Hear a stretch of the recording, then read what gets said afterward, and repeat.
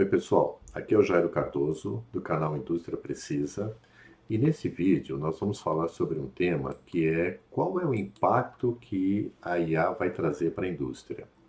Para tanto existe até um termo que é o Physical AI, IA física, e vocês vão ver, eu vou dar um pouquinho mais de detalhes sobre o que se trata essa IA física, mas para a gente começar, a IA que sai do seu computador, que sai do seu smartphone, com o qual você troca textos, com o qual você troca linguagem natural, e ela vai para o seu chão de fábrica. Ela vai permear o teu chão de fábrica, ela vai te auxiliar na otimização dos seus processos e ela vai mudar o jeito que a gente trabalha com o processo produtivo.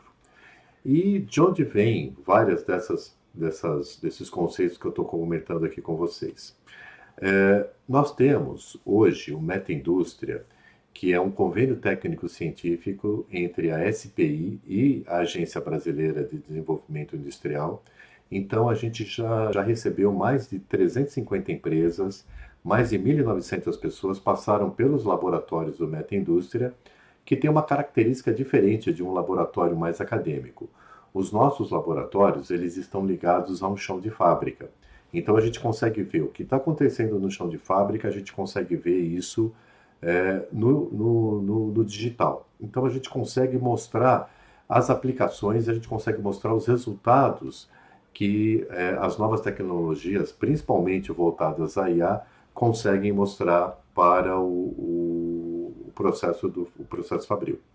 Então, a gente costuma dizer que o meta-indústria é uma resposta a esse processo de desindustrialização pelo qual o país vem passando. Numa estatística, lá na década de 80, a indústria, né, a riqueza gerada na indústria, ela correspondia a 25% do PIB nacional. 2018, ela passou a ser 11%. Então, em 30 anos, mais ou menos 30 anos, 40 anos, a gente perdeu ali mais da metade da relevância da indústria dentro do PIB brasileiro. Então, o Meta-Indústria ele busca mostrar como que essas novas tecnologias podem ser interligadas no chão de fábrica e de uma forma que a gente chama ali do learn by doing, né? Vamos fazer, vamos testar a tecnologia, vamos mostrar isso fazendo, vamos mostrar isso funcionando, tá? E o que a gente consegue colocar aqui? A gente, conversando com todas essas empresas que eu comentei com vocês, a gente consegue perceber que o ano passado, 2025, foi um ponto de inflexão. Por quê? Porque até então a gente via muitas coisas sendo faladas, vamos fazer vamos fazer uma piloto, vamos fazer uma POC, mas pouquíssimas indústrias que aplicavam isso. Em 2025, a gente já teve alguns projetos interessantes, inclusive muitos dos quais a gente demonstra no laboratório Meta-Indústria, em que a gente começa a integrar, realmente utilizar a inteligência artificial com resultados bem significativos. Então, a gente consegue ver esse resultado acontecendo. E aí a gente consegue ver também uma coisa que é bem interessante, que é um novo modelo, um novo contrato aqui nas relações do homem com a máquina. Então, o que hoje o homem faz, o que a máquina tende a fazer? As máquinas, elas vão dar um processamento massivo, uma máquina ela consegue, uma inteligência artificial ela consegue trabalhar com uma quantidade de variáveis que o ser humano não consegue ter, ela consegue achar padrões que a gente não consegue enxergar, ela tem uma consistência incansável, então ela vai continuar fazendo, uma memória que é perfeita, diferente da memória do ser humano. Então, juntando esse processamento massivo com a memória perfeita, esses padrões são muito mais facilmente identificados e ela tem uma disponibilidade contínua, ela não cansa. A máquina não para almoçar, não para tomar café, não dorme, então ela tem essa característica. E o ser humano? O que o ser humano agora pode aplicar de melhor dele? É exatamente isso que eu comentei. O ser humano vai conseguir contribuir com aquilo que diferencia o ser humano, ou seja, criatividade. Então, o ser humano é o elemento criativo em todo esse processo. Ah, mas a inteligência artificial ela cria baseada naquilo que ela foi treinada. Então, as LLMs, elas passam por processos de treinamento e elas são treinadas com o conhecimento existente. O novo conhecimento, a criatividade que a gente vai dar para os processos, é o ser humano que vai trazer isso. Outra coisa que é fundamental aqui, esse julgamento contextual. O que é isso? É a capacidade do ser humano de entender que aquela sugestão que a IA está dando, ela pode ser muito interessante em um determinado contexto, mas que não é aquele. Ou então que a IA está alucinando. Isso está cada vez diminuindo a probabilidade da IA alucinar, mas ainda existe. Então o ser humano é o guardião, ele é o tomador de decisão. Ele recebe as sugestões da IA, mas é ele que tem a responsabilidade crítica de decidir o que vai ser feito. Além do que, dentro, junto com a criatividade, vem a capacidade de lidar com o inesperado. Como eu falei, as máquinas são treinadas em determinados contextos, em determinadas situações. E se acontece alguma coisa diferente, é o homem que tem que ir lá dar o caminho. É ele que tem que mostrar qual é o caminho que a gente vai chegar. Então, aqui, principalmente para você que está vendo esse vídeo aqui, você sabe que a pergunta não é se a transformação vai acontecer, mas quem vai liderar. Então, nós temos aqui a capacidade de decidirmos ser líderes dessa mudança, dessa transformação, ou lá na frente, seguidores. Se você está no canal Indústria Precisa, muito provavelmente você quer ser o líder do processo. E aí, como que funciona essa nova IA física, que vai ser essa transformação industrial? Fazendo um apanhado, né, um pouquinho mais histórico, lá na década de 80, a gente começou a usar os controladores lógicos programáveis, os PLCs, para nosso processo de automação. Até então, ou era tudo manual, ou era tudo utilizando relés, tá? Que dá trabalho, né? É um negócio meio mais complexo você trabalhar com relés, eles dão mais problemas, né? Hoje, o que a gente vê? Hoje a gente ainda vê que existem silos dentro desse processo industrial. Você tem lá o pessoal da engenharia, você tem o pessoal da operação, você tem o pessoal da TI, e muitas vezes eles não falam a mesma linguagem, eles não falam os mesmos conceitos. E isso vai ser integrado na IA física. Essa é a ideia da IA física, que você vai ter o quê? Então, uma operação cognitiva, uma operação que aprende, uma operação que se desenvolve e otimizada em tempo real. Não é aquela coisa mais do pós-processamento e tudo mais. Então, como eu comentei com vocês, não é a IA de chatbot, não é a IA de texto ou de linguagem natural, mas aquela IA que continuamente está monitorando os teus indicadores, que está monitorando as variáveis. Eu comentei com vocês, né, que o ser humano ele tem uma capacidade limitada de trabalhar com variáveis. Seres humanos muito inteligentes, muito capacitados, trabalham com até 7 variáveis, mas não passa disso. E a IA ela tem capacidade de trabalhar com uma quantidade quase que ilimitada de variáveis.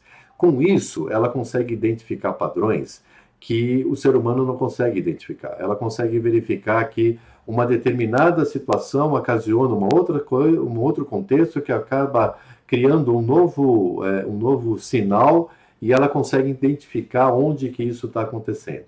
E com isso, consegue recomendar ações para a otimização do nosso processo produtivo.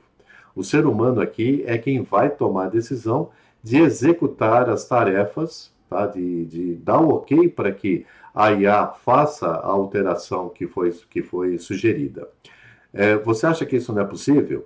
Dá uma visitadinha lá, vai fazer uma visita para a gente no laboratório Meta Indústria, que nós vamos te mostrar uma célula robotizada programada com inteligência artificial que pode ser acionada por um agente de inteligência artificial que escolhe qual é o produto que vai ser paletizado no caso. Tá?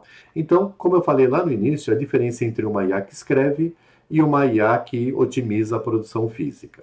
E, então, só para deixar bem claro, né? Hoje, quando você trabalha com a IA no chatbot, é uma coisa reativa. Você faz a pergunta, ele processa, te dá a resposta, eventualmente você vai perguntar de novo, você vai aprofundar. Aqui é onde funciona muito fortemente a engenharia de prompt, mas ela passa a ser o quê? A IA física, ela passa a ser o quê? Ela passa, a partir de determinados objetivos definidos pelo ser humano, ela vai fazer o planejamento, ela vai executar ações autorizadas pelo ser humano, vai ajustar o comportamento do processo, vai monitorar o resultado e vai fazer dentro daquele ciclo que a gente chama de ciclo PDCA. Planejar, executar, monitorar, ajustar e de forma autônoma. Aqui nem tanto, pode fazer isso, se a gente deixar a IA pode fazer, mas a legislação, que aliás vai ser tema de um outro vídeo que eu vou fazer com vocês, a gente vai ver que existem certas limitações nesse processo.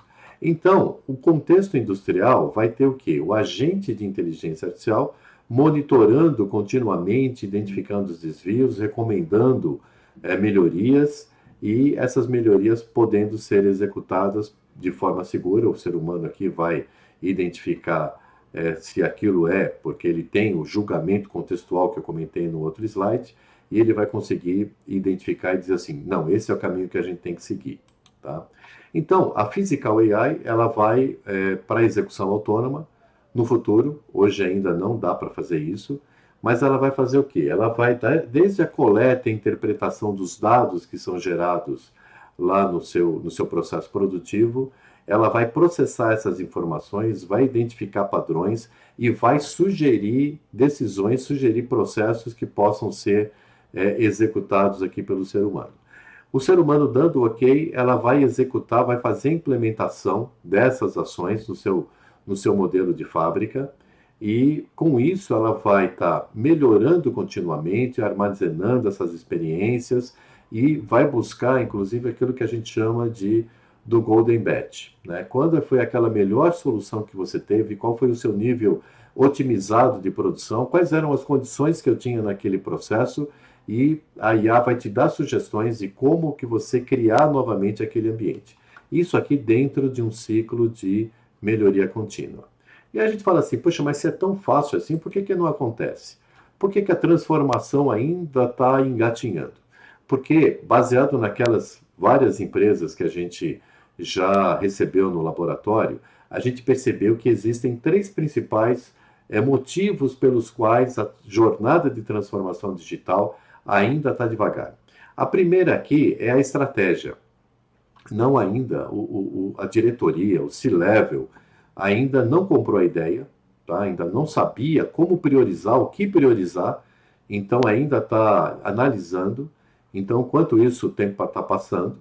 O outro ponto é o ponto da tecnologia, e aí, claramente, OT e IT não se conversam, tá? E com isso você tem uma arquitetura que não atende à necessidade que é necessária para essa integração. Então, os dogmas, os vieses, isso tem que ser feito desse jeito, isso tem que ser feito daquele jeito, ainda a gente percebe muito fortemente isso acontecendo. E, finalmente, o final, né, as pessoas. Então, ou não tem pessoas capacitadas para trabalhar com essa nova IA, ou então as pessoas que conhecem os processos, elas estão se aposentando, elas estão indo embora. Hoje, uma grande parte das empresas, ou para não dizer a maioria das empresas, comentam conosco que elas estão buscando novas soluções. Por quê? Porque está cada vez mais difícil contratar pessoas. Está cada vez mais difícil manter o trabalhador no processo produtivo. As pessoas não querem mais trabalhar em fábrica. As pessoas não querem mais trabalhar naquele ambiente quente, muitas vezes empoeirado, muitas vezes você trabalha de pé. Elas não querem mais isso, elas querem um ambiente melhor para poder trabalhar. Então, esse aqui são as principais razões pelas quais a gente vê que essa jornada de transformação ainda está bastante limitada. Qual que é a resposta que a gente tem? Como que você começa esse processo, né? Então, a gente criou na SPI o que a gente chama de ART, Architecture Rewire Toolbox. Então, é uma ferramenta, na verdade são 3 ferramentas que te ajudam a pensar como que eu faço, como que eu inicio esse meu processo. A primeira ferramenta é a bússola, tá? Para que lado que eu tenho que ir?